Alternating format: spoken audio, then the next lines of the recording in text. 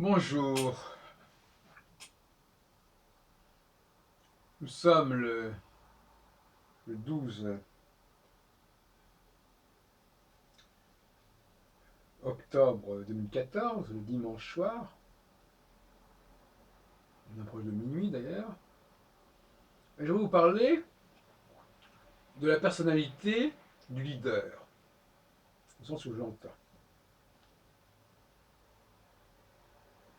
En effet, il ne s'agit pas de calculer son thème astral ou quoi que ce soit, il s'agit de le reconnaître. Et donc, de voir, d'avoir une certaine typologie qui permet de dire, ouais, voilà, on a en face de soi un leader. Alors, le problème du leader, c'est qu'il est cyclique.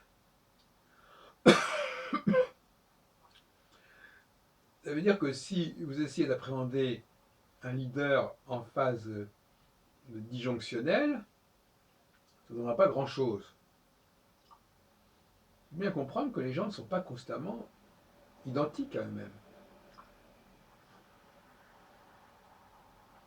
Donc le leader ne s'appréhende complètement et pleinement qu'en phase conjonctionnelle, ou à l'approche d'une phase conjonctionnelle. C'est là qu'il est en pleine possession de ses moyens, comme on dit. Pleine possession de ses... Dans la plénitude de son génie, de son potentiel.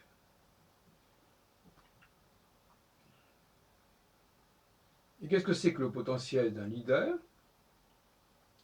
Ça veut dire en fait il est tout le monde, il est tout.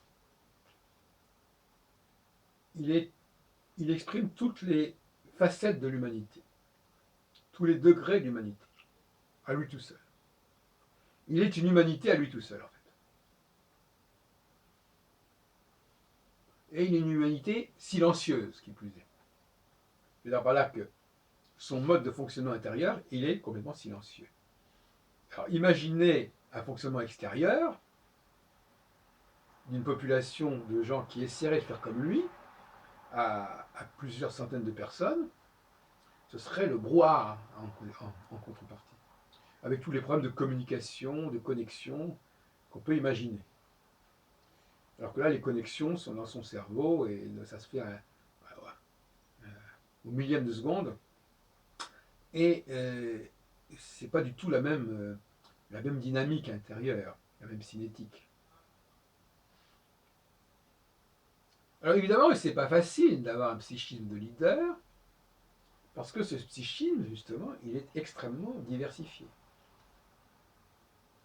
Et il faut arriver à faire cohabiter toutes les facettes de ce psychisme au sein d'une seule et même personne. C'est le rôle du leader, déjà, d'orchestrer sa propre intériorité et de faire que chaque élément, chaque facteur de son intériorité s'épanouisse, donne le meilleur de lui-même et connecte le mieux possible avec les autres facteurs.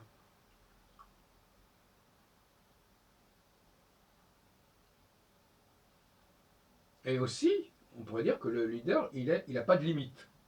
C'est-à-dire qu'il n'y a aucun comportement qui saurait, qui ne puisse, qui pourrait l'enfermer, le définir au sens de finir, terminer, définir. Il est indéfinissable, c'est-à-dire qu'il n'a pas de frontières. En ce sens-là, on peut dire qu'il est capable de tout. Il est bon à tout. Il peut tout faire dans tous les domaines. En ce sens-là, il est surprenant par rapport à des gens, quand on dit, voilà, il est comme ça, il n'est pas autrement. L'astrologie, elle est justement, malheureusement, tombée dans ce piège. Elle ne décrit pas du tout le leader, puisqu'elle décrit des populations diverses, des fragments, des typologies. Lui, il est comme ceci, lui, il est comme cela. Lui, il est lion, lui, il est scorpion, lui il est verseau. Ce qui veut dire que nous sommes cloisonnés. Donc le parti pris de l'astrologie, c'est déjà, d'une certaine manière, ce cloisonnement qui est déjà un contresens. Pas totalement, parce que c'est vrai qu'à un certain niveau, c'est vrai que les gens sont cloisonnés. Mais ça ne vaut pas pour le leader. Les travaux de Gauquelin, justement, au niveau des statistiques, sont plutôt faits pour les non-leaders, ceux qui sont plutôt ceci ou plutôt cela, plutôt jupitérien, plutôt martien, plutôt saturnien, plutôt vénusien, plutôt lunaire. Mais le leader, lui, il est tout, il est à la totalité, la totale. Et les autres, eux, ils sont justement cloisonnés. Ils ont leur créneau. Et le leader aussi, quand il est en phase disjonctionnelle, il est amené aussi, quelque part, à se limiter. C'est comme sur le mobile, par exemple, à un moment donné, ils disent votre batterie est trop faible, on va devoir limiter les fonctions. Ben, c'est pareil. Quand on n'a pas assez d'énergie, on va se limiter. Donc on va se délimiter. Et quand on a plus d'énergie, eh ben, on fait sauter les limites.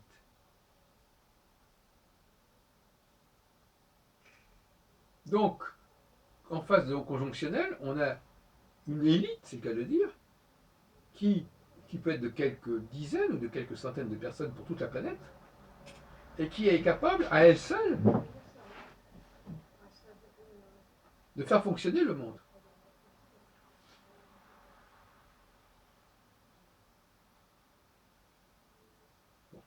Effectivement, c'est ce que j'appelle le cycle du leadership.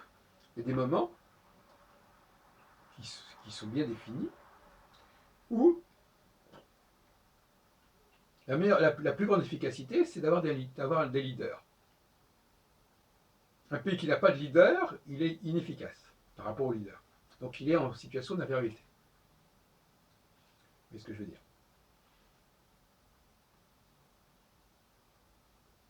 C'est-à-dire qu'il va être lourd, il va être pesant, il va être pluriel, il va être bruyant, et il aura une efficacité bien moindre que le leader qui est, une sorte intégré, en quelque sorte, une énergie intégrée.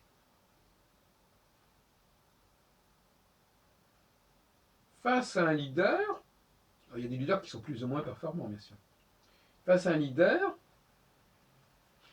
le leader a la capacité de passer d'un créneau à l'autre. Il est dans l'interdisciplinarité.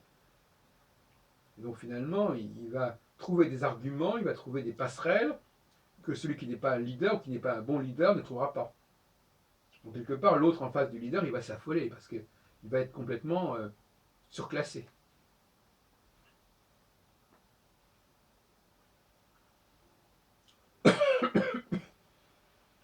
Donc il y a une typologie du leader qui doit être examinée, comme je le disais, en phase conjonctionnelle, à l'approche de Saturne à l'une des 4 étoiles fixes royales. C'est là que ça doit s'observer. C'est là qu'on peut faire des études neurologiques, neurobiologiques, etc., sur le fonctionnement du cerveau. Et inversement, bien entendu, qui est tout aussi intéressant d'ailleurs, des périodes où ce processus global se détraque. Et là, il y aura une multiplication, une croissance des dysfonctionnements. Le leader ne maîtrisera plus les interconnexions en lui-même. Il n'aura plus l'énergie suffisante. Et donc, il va, comme je disais tout à l'heure, il va être obligé de se limiter, de limiter son activité, de limiter son champ d'action, son champ de conscience. Et ça aussi, ça peut s'étudier. Il y a une baisse d'énergie, une baisse de tonicité du cerveau. Enfin, du cerveau, de l'appareil nerveux, enfin, appelons ça comme on voudra.